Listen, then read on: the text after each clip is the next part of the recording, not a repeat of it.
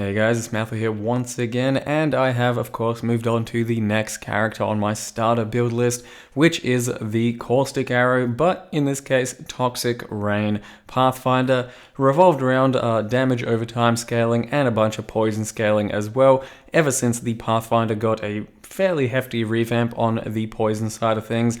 I wanted to try out Caustic Arrow, but the skill tree, the passive tree, the gems themselves, the setup, they're all very, very interchangeable for Caustic Arrow and for Toxic Rain, and I personally have been playing a lot more Toxic Rain than I have Caustic Arrow.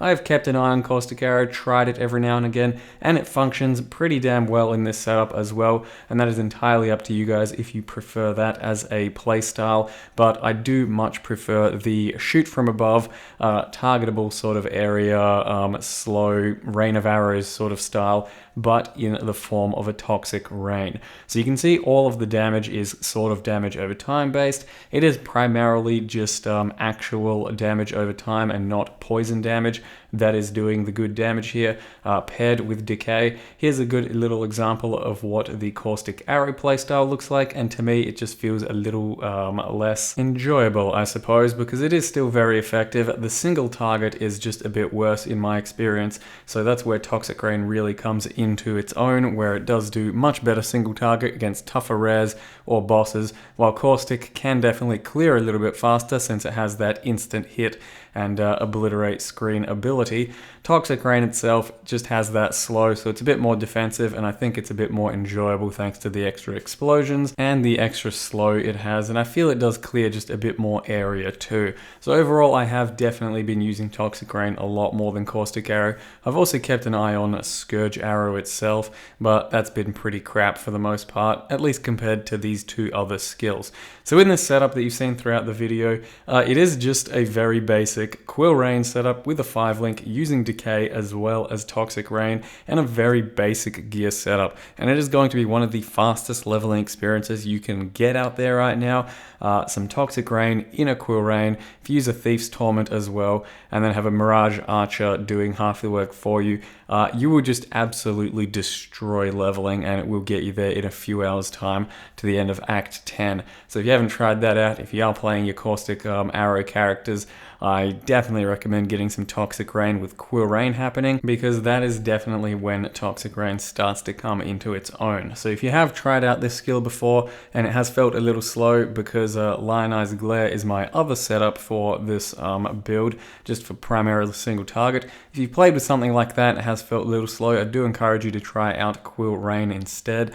The playstyle there for the mapping just feels incredibly smooth, fluid, and fast. And then I have started to come across just a few little single target examples, and this is my only actual test thus far, and that is a tier 10 Elder, so a couple of bosses in the tier 10 Yellow Elder category, and the damage was somewhat respectable on a 5-link using a Lionized Glare, as well as a Quill Rain for clear. Lionized Glare is what I use for actual single target, so I don't actually use Decay there. I do rely more on the poison damage of the skill as well as the damage over time component of the Spore Pods, and the damage is respectable. It's nothing too crazy at this level anyway, as well as that you can see the Agony Crawler doing quite a bit of work too. Every time there's a big chunk in the boss's health going down, that's the Agony Crawler hitting pretty hard, and he does go fairly ham on a 5-link, but it does take a fair amount of mana to reserve off of your 5 or 6 link, so you got to be careful with that. I am though using the Helm Enchant to make it just a little bit more doable. And then of course the Elder itself, a tier 10 kill. You will see the one flaw with this build at the end of this kill, and that is that getting regen is pretty damn tough. If you're not running a Thief's Torment, you're not going to get a whole bunch of life gain on hit. You're not going to get much life leech either. You are entirely at the whim of your regen and then also your flask.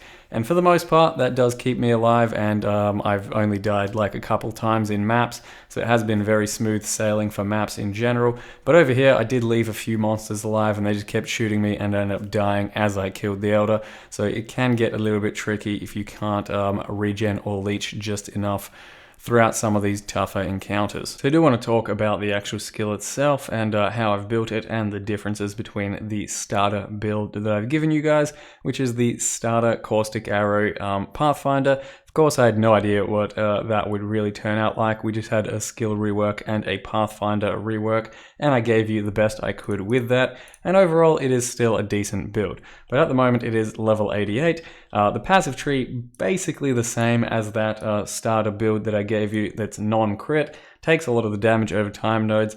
Currently, the main differences for me are I haven't taken the jewel sockets because it's pretty hard to get good jewels. Even though I listed those 3 prop jewels in the path of building, they're actually pretty tough to get, so I didn't take any of those jewel sockets at the moment, and instead just took these shadow nodes for chaos and physical damage, and that's about it. Otherwise, the tree is exactly the same. It can be used for both Caustic and Toxic Rain, and the difference here is that Caustic Arrow itself, where are we, is just a very large damage over time component, and the base damage and then the poison damage you can scale off of the base really isn't too much in that build. So for the most part, you will be scaling the damage over time, and you do probably want a +2, +1, sort of +3 additional skills bow so that you can scale that damage over time as best as possible, whereas Toxic Rain itself, in a similar sort of fashion, does have a lot of damage over time per spore pod that it drops. So it's a lot less, but there are 4 of them, so it does end up being still pretty damn nice. The point is there, though, you can scale the poison a bit nicer, I do believe, so that when you actually shoot this, when these pods come down, they do have a hit component to them. When they also explode, they have a hit component to them. So that allows for some nice poison stacking, and that's also where a Cool Rain setup comes into play with a Thief's Torment if you want a lot of sustain for life gain on hit. But that is also why we do use a Cool Rain, because the damage over time from these spore pods can stack. So if you just shoot more and more and more of them, you will get more and more damage over time coming in from those spore pods, which means that something really fast like a Cool Rain actually works out quite nice. And it's definitely something you should do for leveling and maybe even into the end game. Currently I'm level 88, almost 89, taking it to tier 10 plus maps, and it feels amazing to still use a Cool Rain. But for the tougher stuff, you can definitely swap into a Lionized Glare, and that's when you start to feel your poison damage kick in, as well as your damage over time from the dot itself of the Toxic Rain. But on top of that, also running Decay, so each application of your Spore Pod will decay an enemy, which feels really nice for additional clear, because for the most part, you don't have an opportunity to actually stack your Spore Pods against regular packs of enemies, so you're just about like doubling your chaos damage over time with Decay on a single enemy in those packs, and I do feel it's mostly worth it, though play around with it yourself. The current links are Toxic Rain, Void Manipulation, Decay, Mirage Archer, and Vicious Projectiles. And if you do want to try out plenty of Caustic Arrow instead throughout this leveling process and character, simply swap it over, don't really have to change anything else, and just shoot out a lot of Caustic Arrows, which does work well enough with the Cool Rain setup, but obviously you're not going to gain any damage over time from the Cool Rain this way, because it doesn't add to the base chaos damage.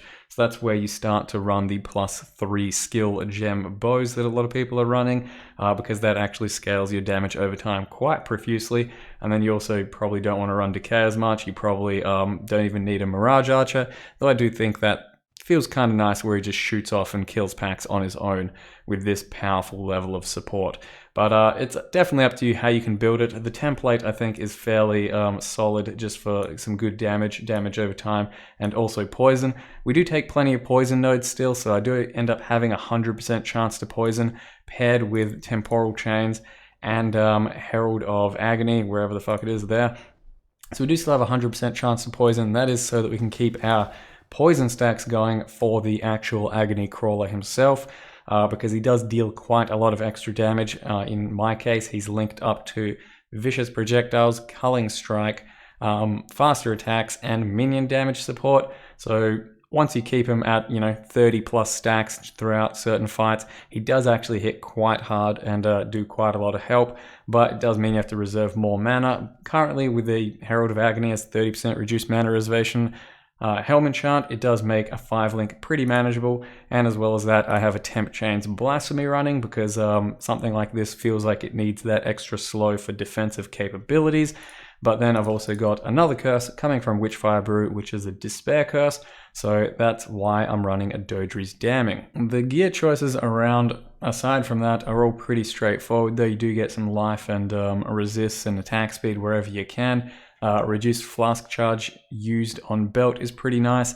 Some chaos damage wherever you can get it. That's essence crafted on a amulet, pretty basic at the moment.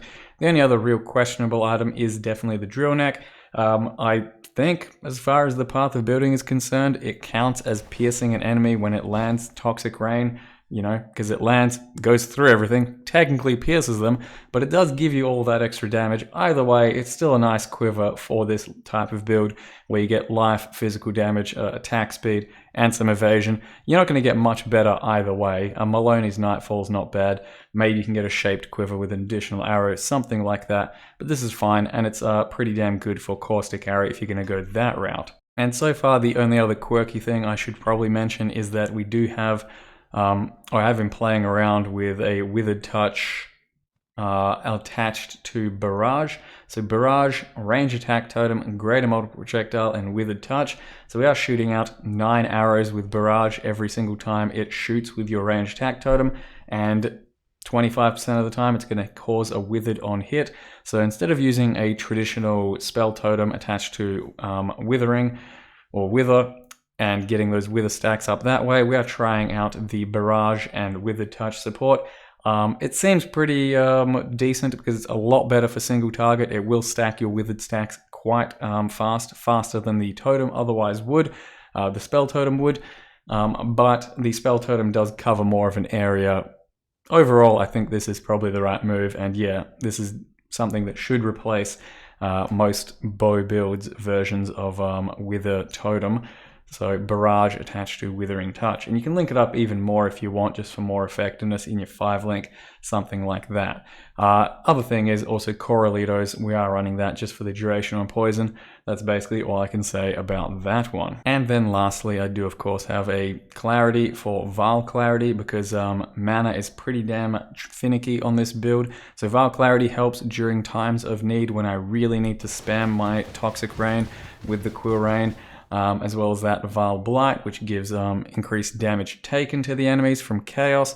And to touch more onto the mana, I do have 1 mana leech node over here, but with Quill Rain it doesn't really do too much because mana leech there is based off of your initial hit, and as you can see, initial damage is pretty freaking weak with Quill Rain. When you use your Lionized Glare in your offhand, because I have an exact replica set up in my offhand just for single target with Vile Toxins, Vicious Proj, Mirage Archer, Void Manip. When you use your offhand, you do actually sustain your mana just fine, and the leech there is good. When you use Quill Rain, your leech is terrible, and it's kind of tough to sustain mana. So that's where Vile Clarity comes in. Quill Rain itself has 2 mana gained on hit as well. You can get more mana gain on hit through jewels to make that even easier. I ran a mana flask till about level 70 otherwise. Mana is something that's a bit finicky. You probably can't do too much spam, like you shoot a few, you let it explode a few times, but for the most part you're not really doing too much spam, and you don't need to, but when you do want to, you use Vile Clarity. For now guys, that's as far as I can go into the build until I've leveled it a few more times and figured out a bit more intricate stuff about the single target, the defenses and all of that. I will hopefully have another video about him in the next few days, but for now guys, just yeah, pick your own skill. You can use Caustic Arrow, you can use Toxic Rain. I've much been preferring Toxic Rain personally. With the Quill Rain setup, it's an absolute monster to level, so have fun with that. But for now guys, I hope you enjoyed the video and the builds and your love and delve, and thank you very much for watching, and I'll see you next time.